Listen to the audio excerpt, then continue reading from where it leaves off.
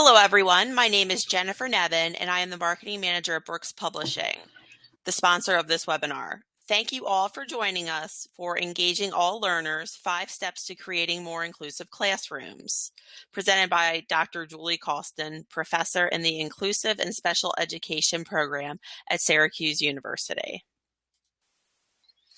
As I said, today's webinar is sponsored by Brooks Publishing. Brooks Publishing, we are the premier publisher of research-based resources that boost the learning and success of all people with and without disabilities. It's a mouthful. So as I mentioned in our chat before the webinar, we are doing a special offer where you can save 20% off at brookspublishing.com. You just use the code EDWebJC, and that expires May 13th, 2016. And then we have these are all of Dr. Causton's books. If you haven't already, please join our free community. It's teaching all students practical strategies for inclusive classrooms. I think it's great.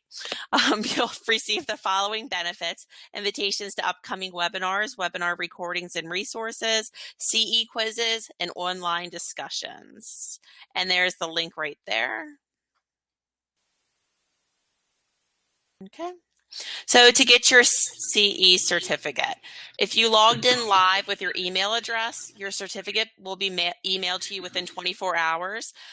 If you join live by phone, take the CE quiz, or if you're watching the recording, you also take the CE quiz, and you can take that in our community, edweb.net/inclusive education.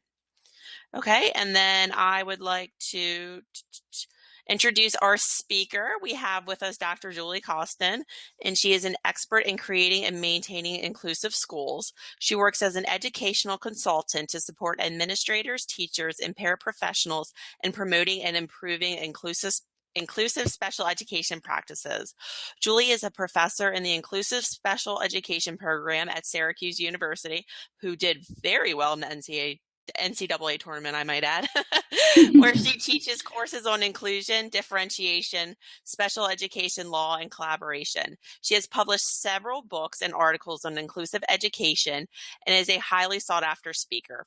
For more information about Julie, go to Inspire Inclusion. Okay. So now I will turn it over to you. We have Dr. Julie Causton. Hi, everyone. Can you hear me, Jen? Yes. Okay, great.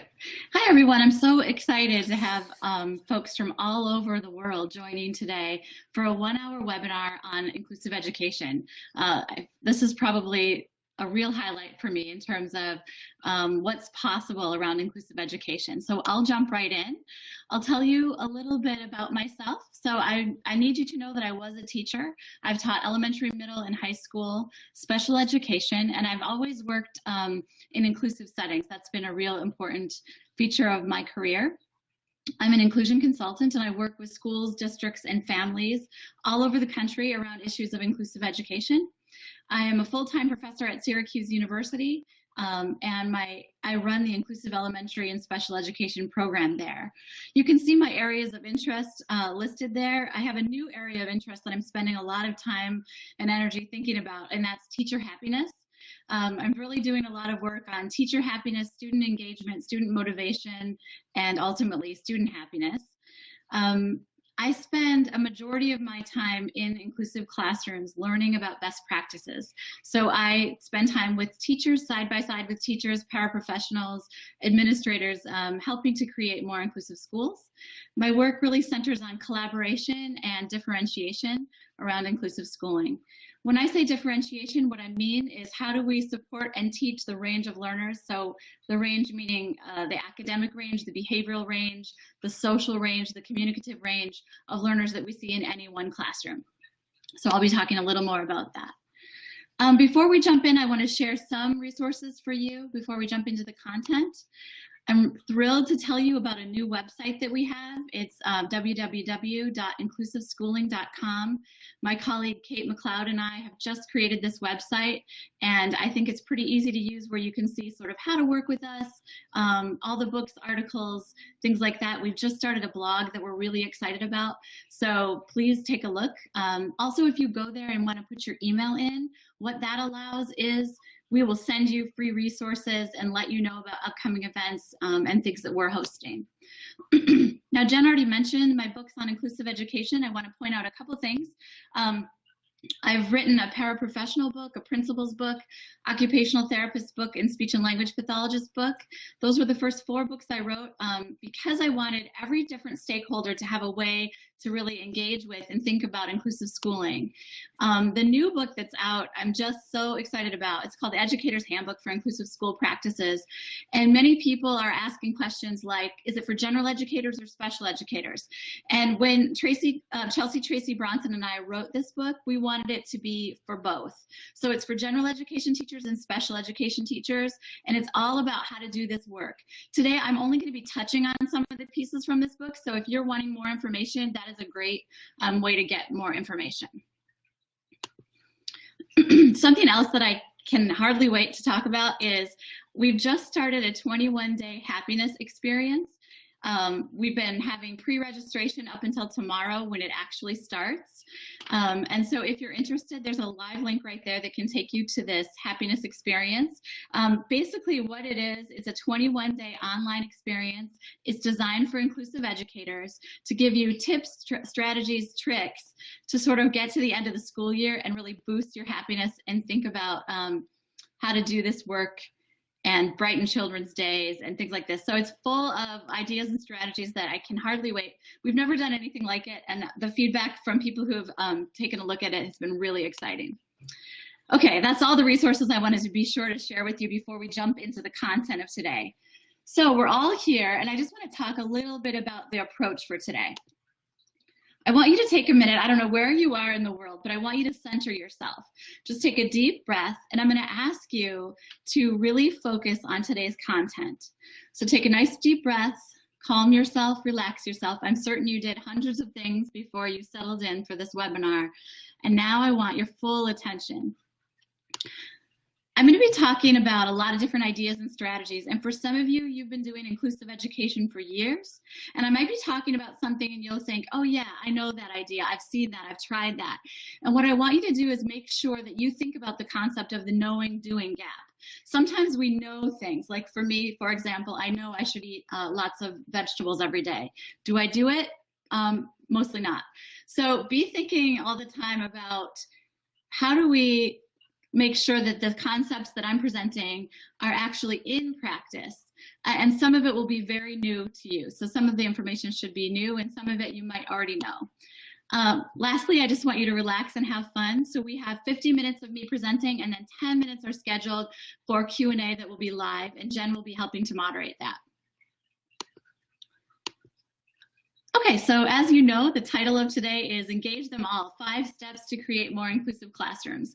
I just want to highlight for you what my plan is for today. I want to talk first about how to get clear about inclusion. Another is keeping students in, and we'll talk about that related to push in, pull out, those kinds of supports. Collaborating in new ways. We all know that in inclusive schools, we have to think differently about the role of educators, and so I want to talk about that. And I have this great resource that I'm going to tell you about right there. I want to talk about supporting all academic levels, so I'm going to do some work on academic differentiation. And lastly, I'm going to end on providing humanistic behavioral supports. If you're someone who teaches kids any grade level, you probably have students who have challenging behavior. So I want to make sure to get to that at least in part. Okay, so the first concept that I want to talk about is get clear about inclusion. While I'm talking about inclusion, all of us, so if there are 2,000 people on this webinar, we have 2,000 different ideas about inclusive education. When I say inclusion, we have different ways of thinking about it. I'll tell you that I met someone at a dinner party recently, and he said to me, so what do you do for a living? And I said, well, all my work is centered on inclusive education. And he said, oh, you know, I don't believe in that. And I was like, oh, well, what do you do for a living?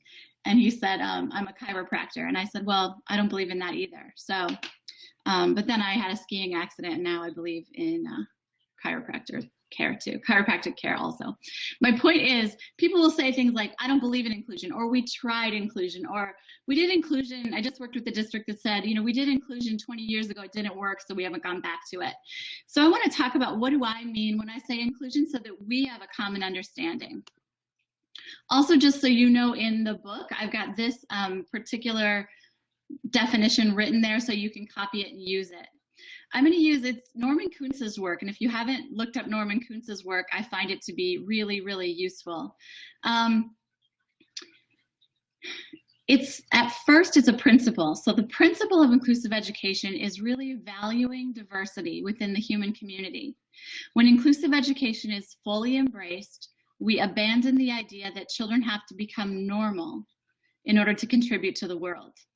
We look beyond typical ways of becoming valued members of the community, and in doing so, begin to realize the achievable goal of providing all children with an authentic sense of belonging. So I love this definition because it starts with the concept of belonging as a core feature. So in inclusive schools and inclusive classrooms, we center our work on belonging. So questions like, how do we structure a classroom so all students feel that they belong? How do we structure a school so that all students feel that they belong? I also love, if you look at this definition, we abandon the idea that children have to become normal in order to contribute to the world. I want to talk about the concept of normalcy here in a minute. But what I want to do is break that definition down more. So in practice, inclusive education is a classroom model in which students with and without disabilities are based in a regular structure and benefit from shared ownership of general and special educators. So what this means is general and special educators work together to educate all students. And what it means is there's nobody saying, those are your kids, those are my kids, those are Jim's kids. In an inclusive school and inclusive community, all students are all of our students, and we support all students together. It's a student-centered approach beginning with profiles. And what this means is, in order to educate children with disabilities in particular, we need to start with student strengths. So we start with strengths as opposed to deficits. The next big piece is it's a schedule that accounts for the full range of needs within the classroom, where no student engages in pull-out or alternative activities to the extent that disruptions in the daily schedule and peer relationships do not occur. So this is a really challenging thing. Sometimes people say to me, so you mean no pull-out? Or do you mean no small group instruction? And what I mean is, I think small group instruction is amazing for all students. I don't just think it, the research bears that out. But small group instruction should be available for all learners. The last components are a curriculum that's rich and accommodating for all students, and a teaming process where teachers work in flexible, coordinated ways. So that's a definition of inclusive education that I love. I forgot the piece on classroom climate, which is too bad because it's really important. It's also a classroom climate that embraces diversity. So when we think about inclusive classrooms, I typically think of disability as diversity. And anytime someone asks me a question about kids with disabilities, and specifically, I often ask the question, would you ask that about a different marginalized group of students? For example, would you ask that same question about African-American students? Would you ask that same question about GLBT students? And I think that creates a really, it's an interesting frame to look at when you're thinking about inclusion. I told you I was going to come back to the concept of normalcy because I think for inclusive schools to really work, we have to abandon the idea that people have to become normal, and that there's no such thing as normal or abnormal, and that there's no such thing as real clear lines and definitions between having a disability and not. As you all know, there are 13 federal categories of disability, and the definitions for those disability categories are really sometimes vague and sometimes hard to nail down. Sometimes a student will live in one place and go somewhere else and they will be cured of having a disability. And so one of the things that we have to abandon is this concept that disability is a hard and fast rule that we can draw clear lines around. I actually think that on every aspect of disability, we all are on a continuum. And I think that when we talk about people with disabilities in certain ways, it can be very limiting. So today, when I say students with disabilities, I mean anyone who has the label of any of the 13 federal categories of disability. But I also want you to know that I think those lines are very blurry. And I think that students have strengths and gifts and talents in many different ways. So I just want you to question this concept of normal when we think about this. I see someone just wrote, Jessica just wrote, so true, labels are so unnecessary. I couldn't agree more, Jessica, and I spend so much time and energy teaching people about disability, and it's not even a construct I believe in or really support. I actually think that we should just think about the strengths, gifts, and talents of all human beings, and of course the deficits and needs. But all of us have all of those things, strengths, gifts, talents, and deficits and needs. So we need to start there, so I wanted to start there. When you saw the definition, inclusion really means we start with strengths. So I'm just putting up Howard Gardner's Multiple Intelligences.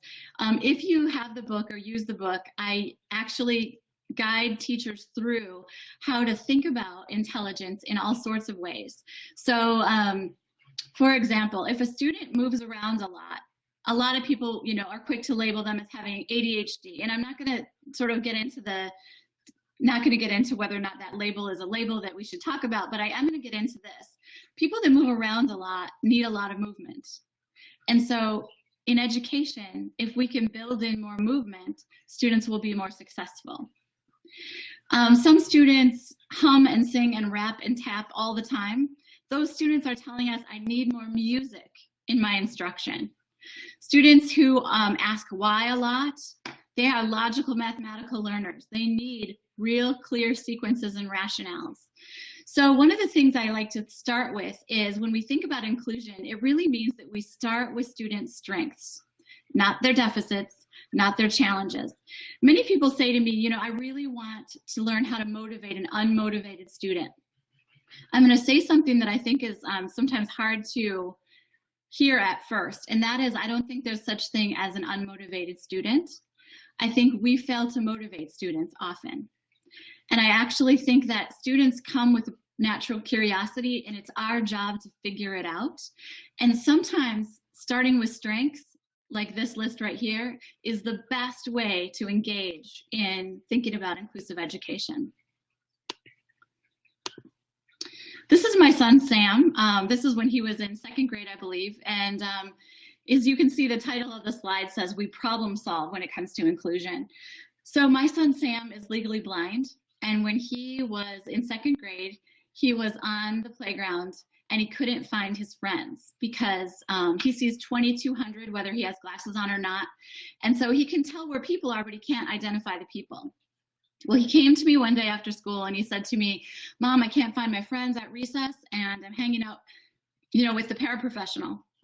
And I said, okay, Sam, this is what I do for a living, no problem. What I'll do is we'll brainstorm solutions to this problem. And he was like, no, you know, no markers, no chart paper, Mom. I guess I'll just go and take care of it myself.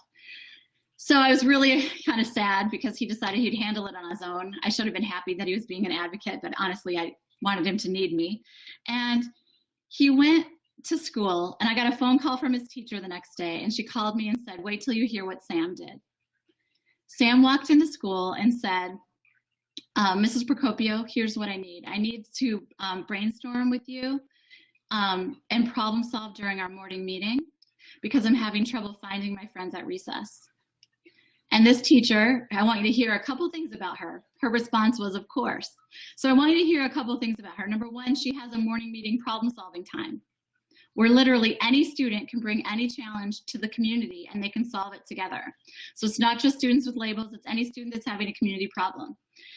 The other thing is she was really allowed and welcomed Sam to rethink kind of who needed to lead those problem solving sessions. So he was able to lead it. That really speaks volumes, I think, to that teacher.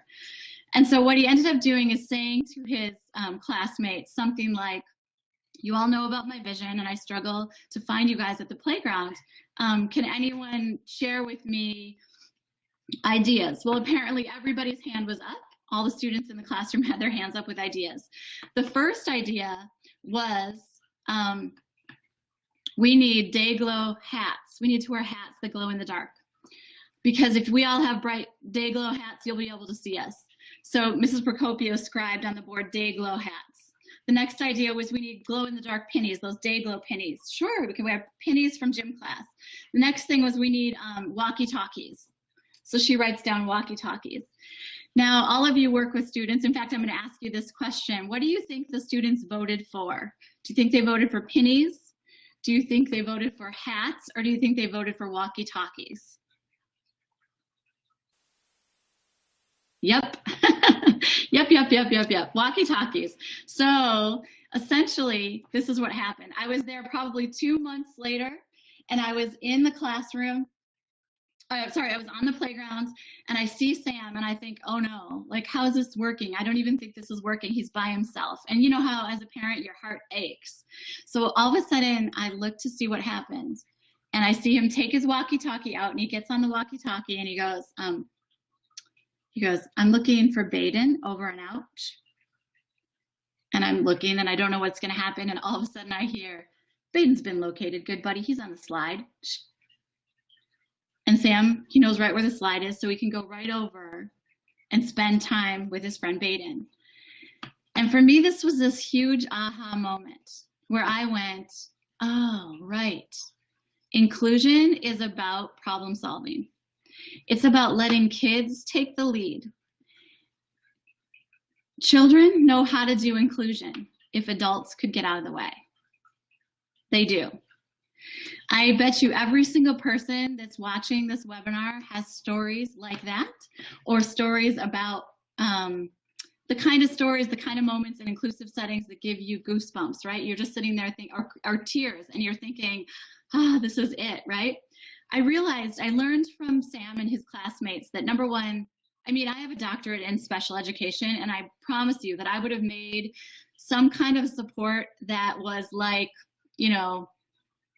like a board maker picture symbol chart that was laminated or something. And walkie-talkies were obviously the right answer to this problem.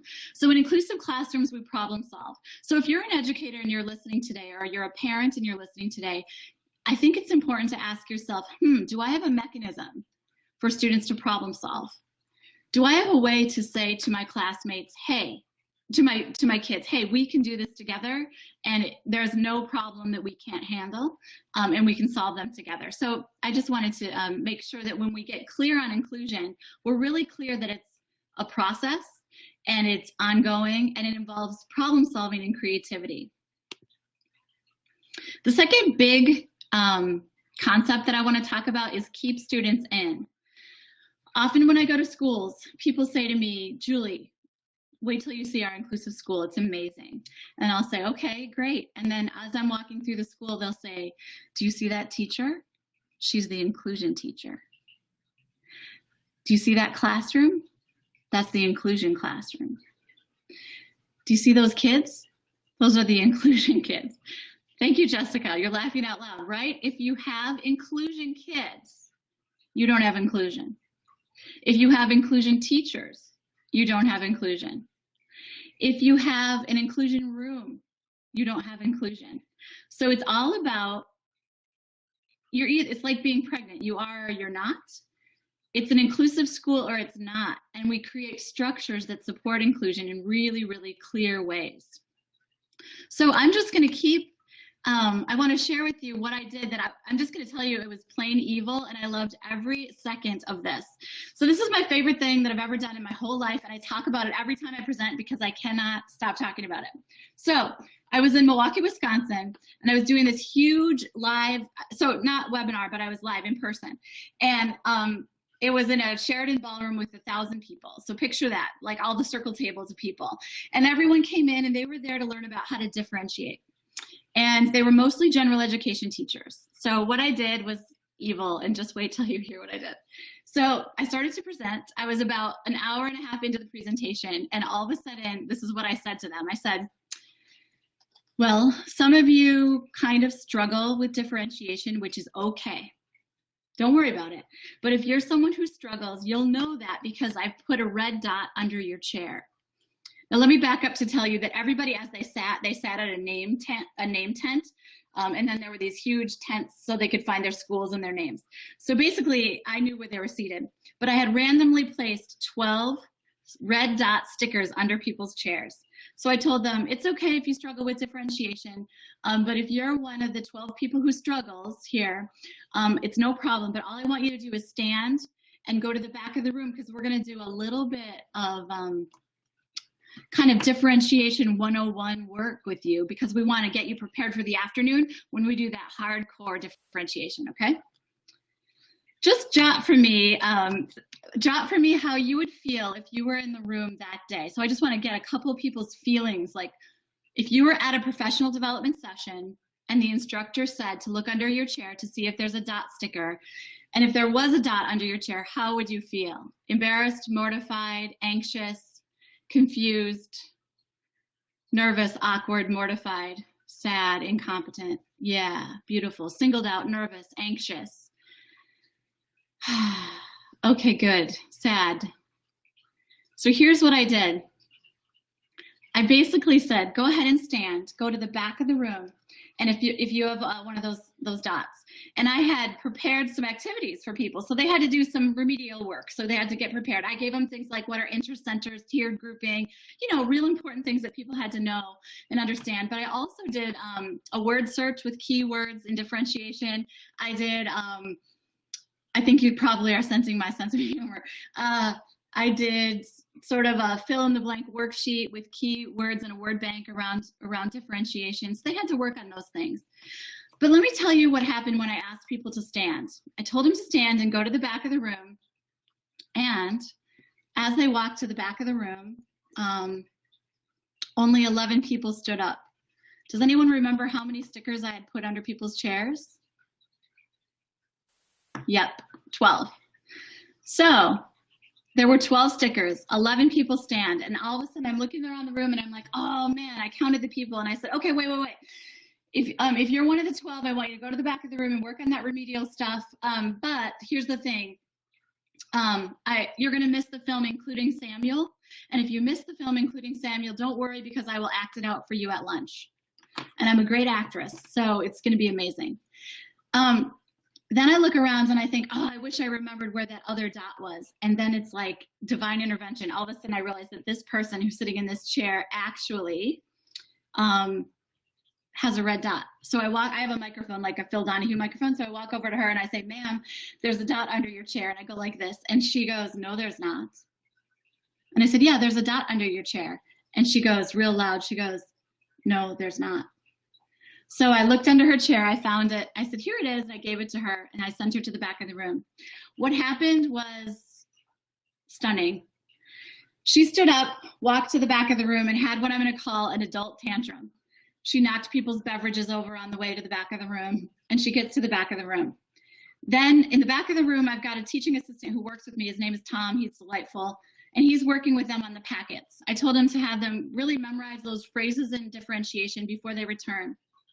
Meanwhile, everybody else is watching, including Samuel. So as they're watching, including Samuel, he's working at the back table with all those folks. And there's also a screen between the movie and them, so they can't see the movie. When they return, I tell them that when I'm doing question and answer about the film, I just want everybody to sort of return back to their seats. So I'm doing question and answer with the 900 and some other people that are left. And I'm doing Q&A with everybody. And most of the 12 people just slide back into their chairs, but not the woman that, well, I don't know what her name is. I call her the huffy woman, the woman who huffed to the back. Not her. She comes directly to me and says, can I have the microphone? And I said, no. She goes, give it to me. Can I have the microphone? I said, no. And she's like, I need to say something. So I was scared of her, honestly. So I gave her the microphone.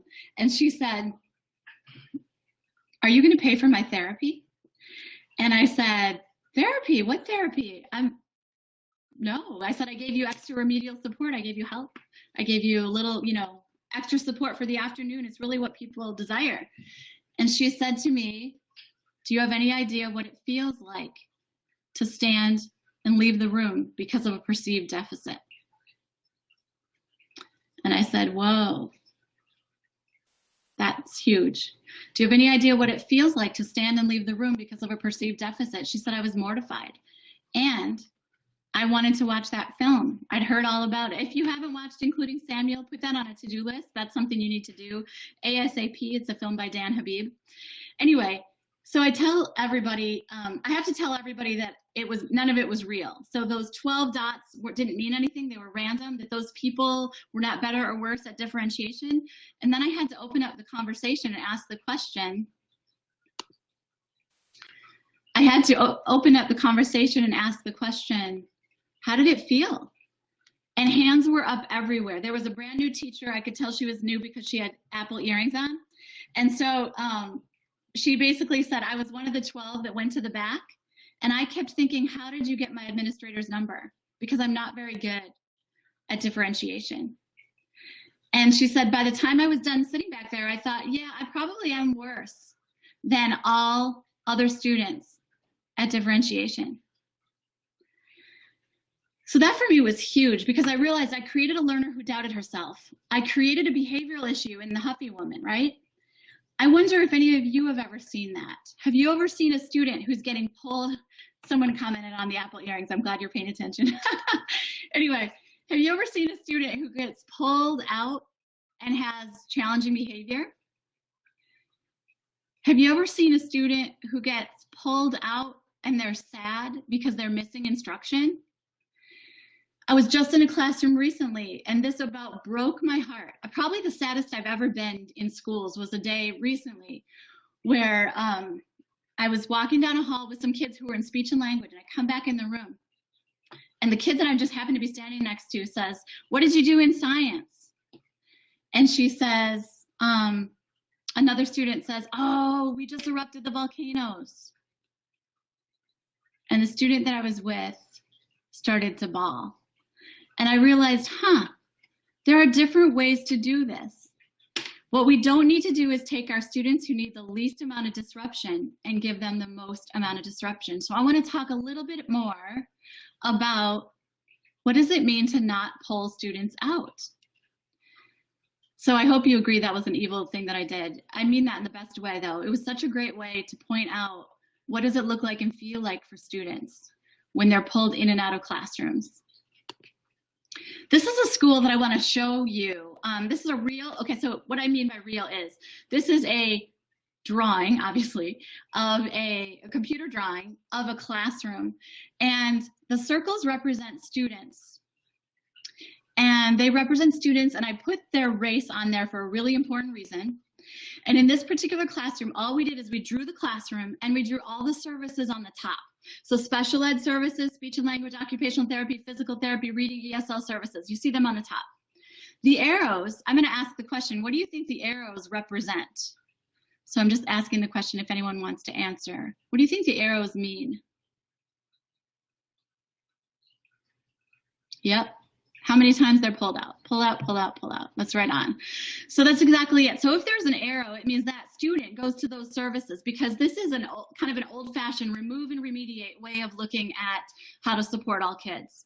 And so the concept here is that if a student struggles, we're going to pull them to a specialist, and that specialist will help remediate, fix, support the student, and then they'll be returned, okay? So what I want you to do is take a look at, what do you notice when you look at that particular. So if you're just looking at this chart, what do you notice? What are you concerned about or worried about when you look at this chart? Disproportion. Some kids are pulled out multiple times. Race, good for you. Race, I'm going to talk about that. There are racial patterns in who we pull out. In this particular classroom, for sure, but also nationwide, how much time they are missing. Gender patterns too. I don't have gender pattern data here, but I don't have it here, but we know that, I'm not going to talk about gender because it's a long thing. But okay, so what we know is that students of disproportionate race, students who are not white, are more likely to be pulled out. Students who are not white are more likely to be labeled. And I hope you notice the classroom teacher is nearly covered with arrows. And I work with teachers all the time, and many of you, especially you general education teachers, feel like this. It feels like a revolving door where kids are coming and going, coming and going. And what happens in this model is, in those specialists that are working with students, there's not often clear communication. So they might go to OT and work with the occupational therapist, but the general ed teacher doesn't have an idea of what's happening. And so I want you to know that this is what a really great way, if you're a teacher or an administrator, a great way to look at what do our services look like is to draw these maps. What do they look like? I'm going to share with you a school that's gotten rid of these arrows. They've gotten rid of the arrows. And what I mean is there are lots of schools in the country that now have decided that services are portable and should be brought to students. Students shouldn't be brought to services. If you're interested in the law that supports that, it's called the Ronker Portability Test. I'll spell it Roncker, Ronker Portability. And in the law, what it says is that services are portable, they should be brought to students. Students shouldn't have to go to services. And so those are really big challenges when you look at a model like this. When we work with schools and they become more inclusive, they examine their models because they very much relate to what we talked about earlier.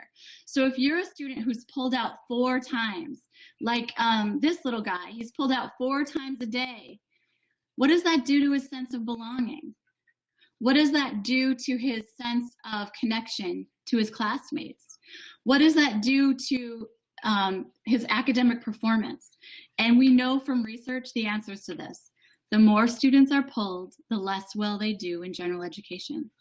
There's a great new study out, and I'm going to show you later where to look for some great research if you're someone who's interested in research. But there's a great new study out by Megan Kosier, and Kosier is spelled C-O-S-I-E-R. She's a colleague of mine, and myself, I co-wrote it with George Theoharis also.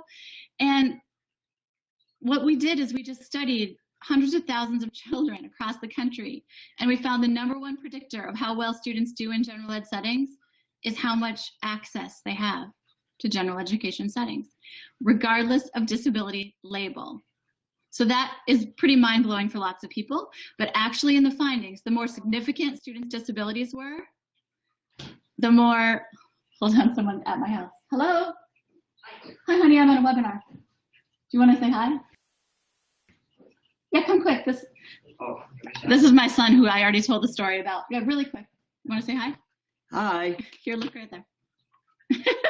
Thanks, buddy. Love you. Hi, honey. Okay. So one of the things we have to think about, oh, good. Everyone's saying hi back, Sam. One of the things I want you to think about is, what do our structures look like? Because if the research suggests that the more students have access to general education settings, the better they do in general education settings.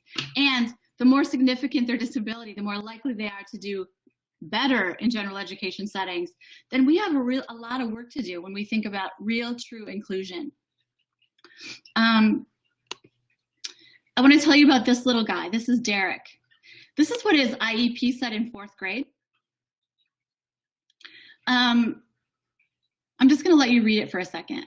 And I go ahead and comment on what do you think. So I'm not be honest, I took this IEP and I pulled language that described him.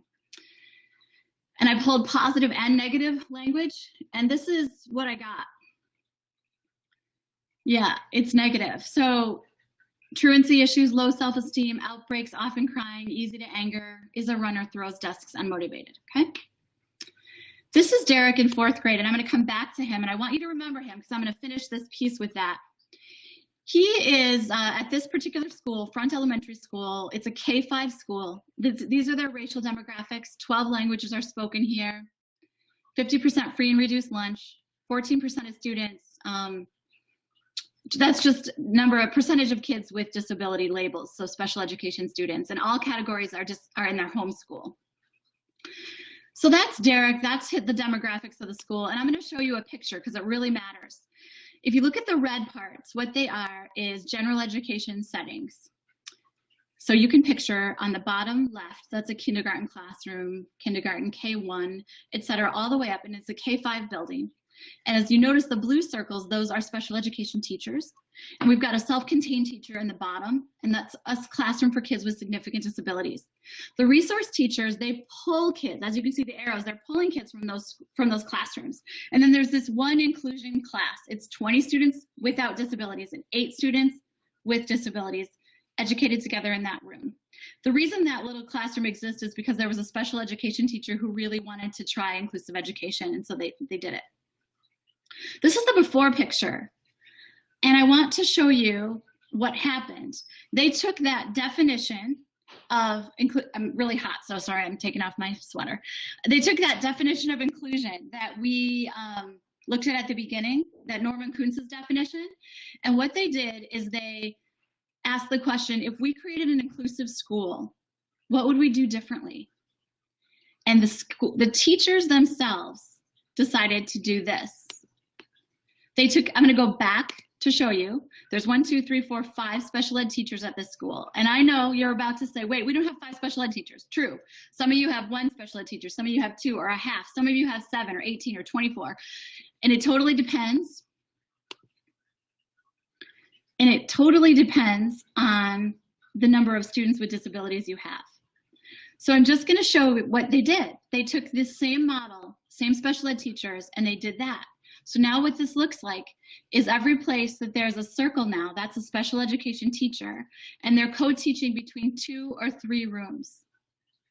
Okay? Now I want to talk about what happened at this particular school with ELL or ESL, or English as a new language is the new phrase, so ENL. You can see I have ELL and ESL and ENL all on there. Basically, this is their ENL model. It means that there were a full-time and a half-time pull-out teacher.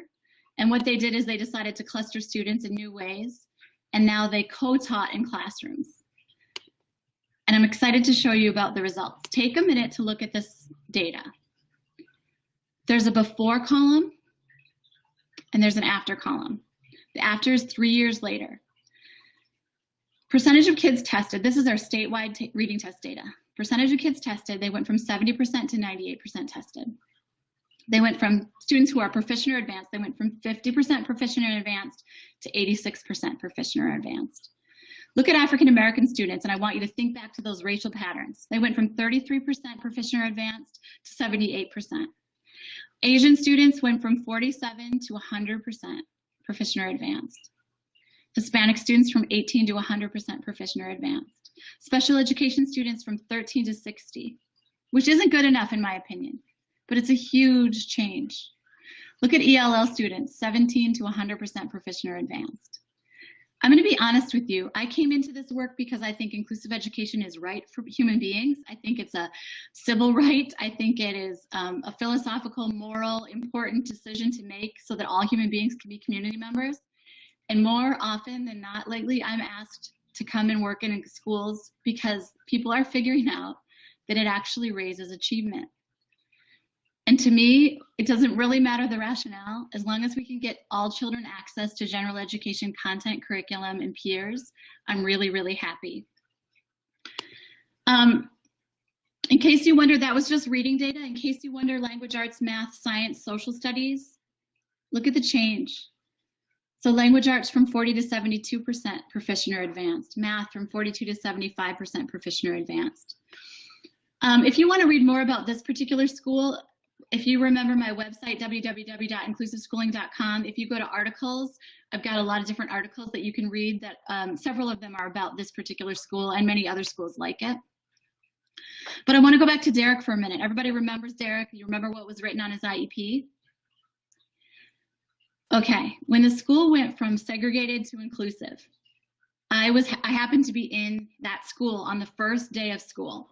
So over the summer, the school became inclusive, and I, day one of school, I'm there, and his teacher is amazing. And I said, how did it go with Derek? Because I've read his IEP, I know he throws chairs, I know that he has a lot of challenges. I said, how did it go with Derek? And she starts to cry. And I said, oh no, it didn't go well. Well, Derek used to be in that self-contained classroom on the bottom, and now he's in a regular 5th grade class. And she starts to cry, and she goes, Julie, I'm not crying because of why you think I'm crying. I said, what's wrong? She goes, at the end of the day, I asked everybody to line up, get their backpacks on, get ready, and he won't line up. She goes, the rest of the day he was awesome, but it's time to go, and he won't go. So she goes, I walk over to Derek, and I get really low, and I say to him, hey, bud, it's time to pack your stuff up. It's time to go. And he goes, Miss Clam, I'm afraid there's been a mistake. And she says, what? And he says, I'm afraid there's been a mistake. You see, I used to go to the classroom down the hall with the dumb kids, and now I'm in here with like all these other kids, and I'm afraid that if I go home today, someone's going to discover it, and I'm not going to be back here tomorrow. And this amazing teacher who I love, her name is Daniela Clam, who I adore, says, "Whoa, Derek, okay, let me tell you something. There has been a mistake, but the mistake wasn't this year. The mistake was every other year when you were in the classroom down the hall. You're brilliant. I can't wait to see what we can do together this year. You're going to learn alongside of us, right with us all the time, and you're going to have a great year." And he's like, "Really?" She says, "Really, really." So up he goes, on goes his backpack, out he goes. And then grade 5, I come back and read his IEP. Remember what it said? This is what it says now. He often sits in the car early for school. He doesn't want to be late. That's what his grandmother says. He hasn't missed a day of 5th grade. He's delightful, eager, insightful, participatory, funny. He's made many friends. He's a leader. He's a stellar community member. In February of his 5th grade year, he was exited from special education. So this student went from being so disabled he couldn't be in a general education setting to being a student who was educated in the general education setting. And I want to be clear, I'm not in any way saying that inclusion means kids don't have labels anymore, or inclusion means that kids are, cured of having disabilities. But what I'm saying is that we were wrong about Derek, and we're wrong about so many children. So I want to make sure that folks hear that. He's now an honor roll student in the middle school, doing really well. So Derek said, "I'm afraid there's been a mistake," and I think in schools all over the country there has been a mistake. And it's our job to figure out, what are we going to do next? So many schools and districts all over the country have taken this up and decided that they're going to create inclusive schools. Many of you work in inclusive schools, and many of you work in what I'm going to call partially inclusive schools, meaning there's still a lot of pullout, there's still a lot of segregation, and there's some inclusion. So I'm just kind of looking at the time and trying to figure out what to do. I know I wanted to have 10 minutes for Q&A, so I'm going to tell you a few things quickly, and then I'm going to move on to the Q&A because I want to make sure people have time for this. I also want to tell you that all of this is available in the book, The Educator's Handbook, and you can read any of those articles for free. You can buy the handbook, all those kinds of things. I was going to talk about collaboration in new ways. I'm going to tell you where to look. I'm just going to talk about these few things right here. I saw some people ask the question, how do two teachers work together? And if you already don't know who Marilyn Friend is, she's a real expert in co-teaching. And my colleague Paula Kluth and I have written a book, and it's almost out. It's not out for publication yet. It's so close. But I'm going to show you where to go if you're interested in learning more about co-teaching. I'll show you on the next couple slides where to go. But what happens in a co-taught classroom is teachers work together in seamless ways to meet and reach all kids' needs. And I just have several models. So there's duet teaching, there's one teach, one assist, there's one teach, one float, there's one teach, one make multisensory, and there's parallel teaching, and there's station teaching. And those are the typical models that people use in co-taught classrooms. I'm going to probably not be able to tell you all of this right now because I apparently planned for about a 5-hour presentation, but we only have an hour together. Here's the book that's on its way. I'm going to take a minute so that you can jot down this website and make sure to go there. The only thing you can do on the website right now is put your email in, but then you'll be the first to know when it's out. It's called 30 Days to the Co-Taught Classroom. And Paula, if you don't know who Paula Kluth is, you have to know who she is. You have to go to her website, drpaulakluth.com. Especially if you support students with autism, she's amazing. Anyway, we've come together and written this new book on co-teaching, and it's a funny book. Obviously, you can tell by the picture at the front cover. It's pretty funny, and also I look very thin, I think. So anyway, my head is a little largish. But anyway, go put your email in if you're interested.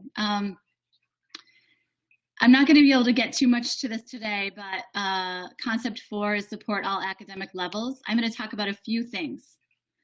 One is in differentiation. So I told you we'll be talking about 5 things. Co-teaching, you have to learn how to do it and do it effectively. The other thing you have to do is differentiate really effectively.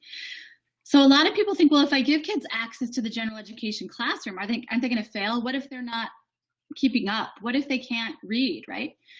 Well, when you differentiate, it means that people can take in information different ways, they can make sense of ideas in different ways, and they can express what they learn in different ways. So you can build in choice. So this little definition I love about how to differentiate, it comes from Carol Ann Tomlinson. And if I were you, there are 2 places I'd look to learn more about differentiation. 1, I have a full chapter in the Educator's Handbook, which is a great start. 2, I'd look at Carol Ann Tomlinson's work. She's kind of the guru in differentiation, and she can teach you how to differentiate really effectively. But remember, there are multiple ways that students with labels can take in information, make sense of ideas, and express what they learn. I'm not going to be able to talk about these, but I wanted to share with you. There's think-tac-toes, dinner menus, interest centers, cubing, etc. I do want to share this with you. Top 7 support tools to have at all times. Some people, if you want, I don't know if you can take a picture of this screen if you want it, but dry erase boards are really, really useful for students. So little dry erase boards so that if you're supporting a student, you can quickly make a choice board or a to-do list and support them. Post-it notes can be very useful. Book stands, page ups, reading strips, highlighter tape, and fidgets. If you are in an elementary classroom and you don't already have fidgets available, I think that's probably a really important thing to do, is to think about how students need to move while they're learning. And so providing fidgets, not just for students who have labels, but for all students, is a really useful thing to do. That's an example of a tangle. That's a fidget that's right there. Provide choice. A super simple way to differentiate for students is to say things like, you can write it or say it. You can draw it or write it. You can draw and label or write. You can speak it or draw it. You know, there's all these different ways that you can do it. You can work with friends or alone. You can have work with an agenda, or you can work without an agenda. You can have this size paper or this size paper. You can have a timer or no timer. Support. You can work with a peer or an adult. I often, in inclusive classrooms, use PIG grouping, P-I-G, which means work with a partner, individual, or group. So PIG grouping, partner, individual, group. You allow students some choice. One of the most simple ways to differentiate anything is to just simply provide choice. Body positioning or working ways.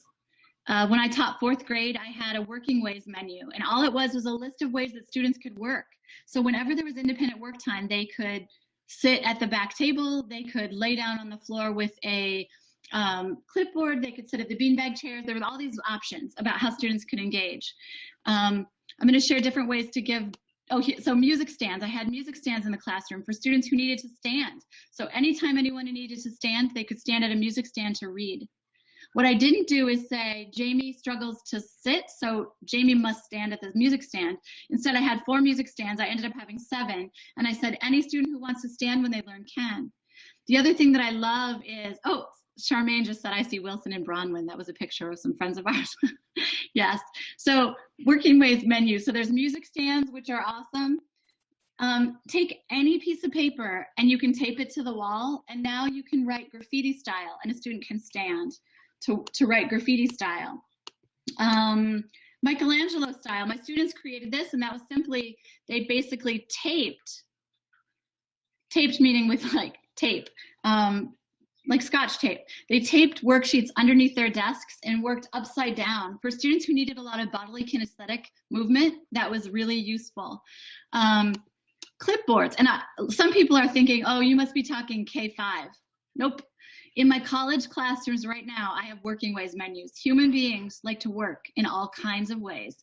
And we in school have decided that people have to sit and get with silent, quiet bodies. That's not how human beings learn. And so these are just options: clipboards, working nooks, etc.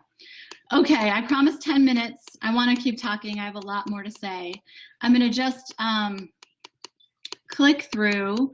All this stuff is in the book, though, so if you're interested, and talk, hard to make decisions. Okay, I'm going to just do this one. If you know how students misbehave, you know how they're smart. If you know how they're smart, you know what they need more of. If you have students that are highly bodily kinesthetic, they need more bodily kinesthetic stuff built in. If they're highly verbal linguistic, I wouldn't do raise and respond ever. I do turn and talks all the time. I do think pair shares, those kinds of things. So I think I want to just make sure to hit that point. I have a whole chapter on behavior that I think would be really useful for folks to read.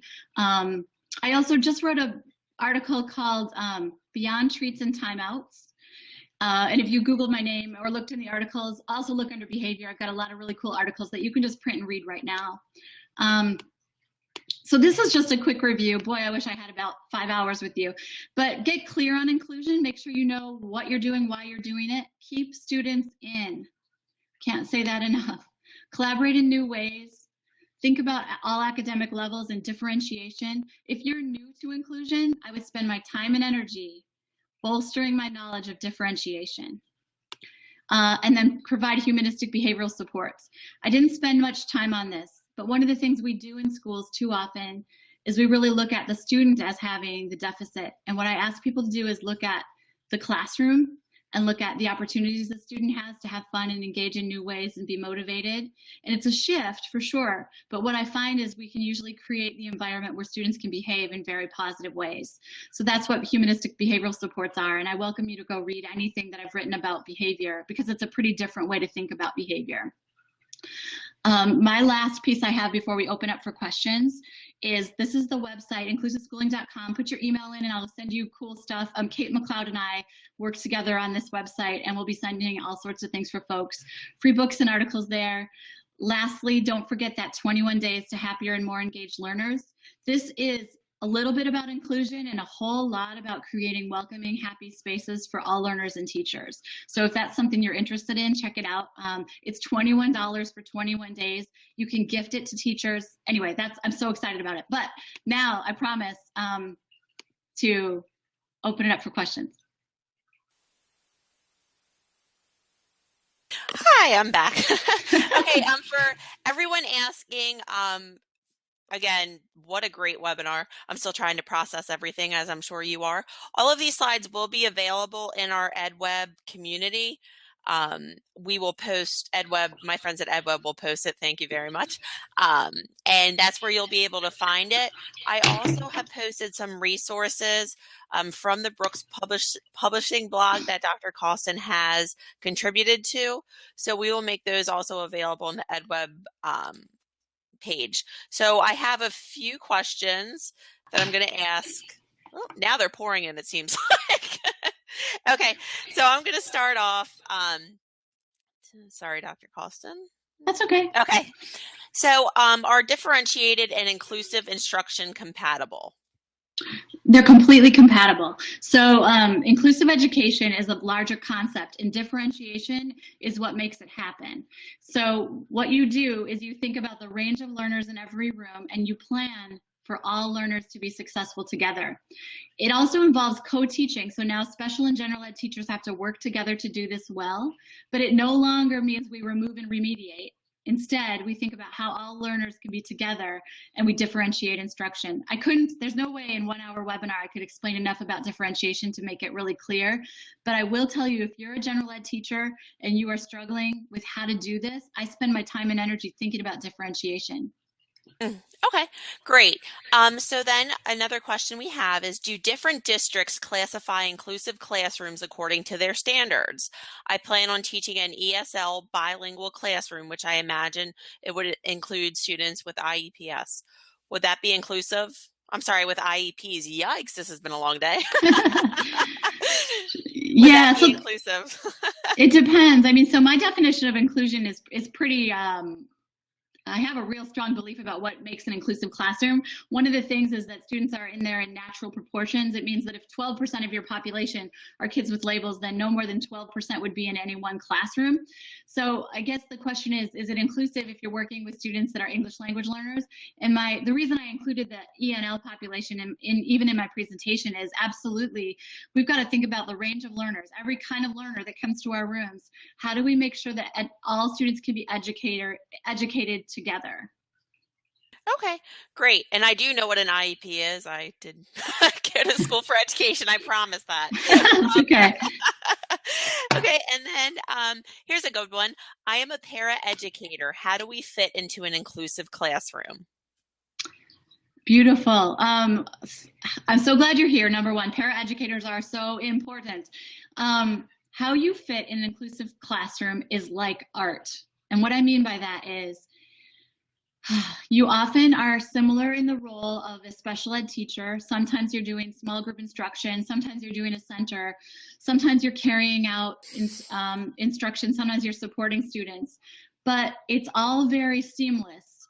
And so what it isn't is you're at the back table and kids come to you, but what it is that you support all students in really inclusive ways. It also might be that you're creating modifications and adaptations, but under the direction of a special ed teacher. If you don't already have the paraprofessional handbook, you have to start there. Like it's a full book about how to do this work in inclusive settings. Okay, great. And then we again will go over the website of where we can purchase your books and the discount. I have a couple more questions for you. It says, as a parent, I am dying to approach my IEP team about thinking about learning inclusive instruction. Any tips on how to approach them without offending their current practice? Yeah, I'm going to send you to an article that I wrote called Achieving Inclusion. It's for families. Well, I'm going to tell you a couple things. So on my website, and I see someone says the link is not working. I'm sad about that. If you Google inclusive schooling or my name, it should pop up. You'll see a bunch of people, and it's inclusiveschooling.com. But anyway, if you go there, you'll see this article called Achieving Inclusion, and it tells families exactly how to approach their schools. And I've got, I think, 10 ways to approach your schools about this, because you're right. I love that you said you don't want to offend. You also want to be a team. You want to do this together. And it's hard when, as a parent, you want something that your school is maybe not ready to provide, and so this gives strategies. The other thing is, if you're really trying hard and it's not working, I have an app called I Advocate. It's a free app. It's just I and the word advocate, or advocate, the same word, and it's free. And basically what it explains is resistance that teachers often give, not just teachers, sorry, schools and school districts give for not wanting to include students, and then how you can respond. Or I guess they could also purchase your books for an end of the year gift, right? That's right. I think that'd be a great idea. Okay. And then I have two more questions for you. The first one is, does it matter if the special education teacher takes a differentiated group to the special education room? Yes, we are working with groups, but just use more space by going out. So it sounds like they just need larger space. So here's what I think. And so if you're really inclusive, you can take groups anywhere. You can work in small groups, centers, whatever. But here's the catch. You never take a group of kids with labels. You always have a heterogeneous mix of students, because we know from the research that students who struggle need models with them, working close together. Students who are, I'm calling models, but I mean students who are high level learners, right? They also learn really well with students who struggle, because sometimes in supporting teaching, etc. The other thing to hear is that you still differentiate. So if a student is mastered that content, you actually take them further. So I think small group instruction is amazing, and I think it's okay to use different parts of the school. I want to tell you one more thing, which is special and general ed teachers should go different places in the school. So it wouldn't always be like, I was a special ed teacher. I would never take kids to the special ed room, but my general ed counterpart, her name was Kathy. Kathy would take kids to that special ed room. We always would mix it up, and it was never a group of kids who struggle. It was always different. It was always a heterogeneous group. That is great. Okay, and then the final question is, does an inclusive classroom have to have one regular teacher and one special ed teacher? No, it doesn't. I showed you a model, and I should have said this. It's only one model that I showed you. So I've done this work in dozens of districts around the country, and it never looks just like that picture. It's always different, because it depends on how many, how many teachers you have and stuff. So what it can look like is a special ed teacher can plan instruction. I'll just give an example. So let's just say that everyone's doing a 3-paragraph essay. Well, let's just say that there's a student who doesn't write, who's not going to write an essay. What they can do is they can bullet their ideas. They can write one sentence. They can draw a picture and label it. So essentially, if the special ed teacher has prepared the materials, or at least had input in that, that is still services to students, because now they can access the same content in a different way. Okay. Well, again, a huge thank you to you for joining us today. It just seemed, what a great webinar. So that was our question and answer session. So you can save 20% off at brookspublishing.com if you use code EdWebJC, and it expires May 13th, 2016. You can get all of Dr. Causton's books. Okay. And then do you want to? Yeah, I just want to, okay. Yeah, if you're interested, the last thing is this 21 Days to Happier and Engaged Learners. It just ended up that this is actually tomorrow is launching it. And so I asked the folks at Brooks if we couldn't talk about it, because I'm thrilled with it. So it's me, Dr. Christy Pretty-Franzak. Some of you might know her. She's an early childhood educator. And my colleague Kate McLeod and I have made this experience. And it's all about just giving love to teachers, paraprofessionals, educators who are doing this work. And it's going to be super exciting. So if you're interested in registering, register now. And then the first day actually ends up being tomorrow. So this is perfect. Awesome. All right. And then remember to get your CE certificate. If you logged in live with your email address, your certificate will be emailed to you within 24 hours. And you can still get it by taking the quiz if you join by phone, or if you're going to watch the recording. To take that quiz, you need to join our community at edweb.net/inclusive education. And then you'll find a CE quiz in the webinar archives folder in the community toolbox. Okay, and then Brooks Publishing is the sponsor of this webinar. And again, join our community. We have done a couple other webinars, and you can also view those. Okay, and then here's our social media for Brooks. And then the Teaching All Students Practical Strategies for Inclusive Classrooms. That is our EdWeb community. So we hope that you join. So thank you again, Dr. Colston, for joining us. Thank you, everyone, for taking your time. I really appreciate it.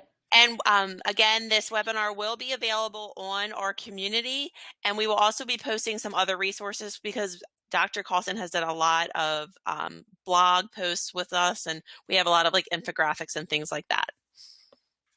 All right, so thank you very much, everyone. Thank you.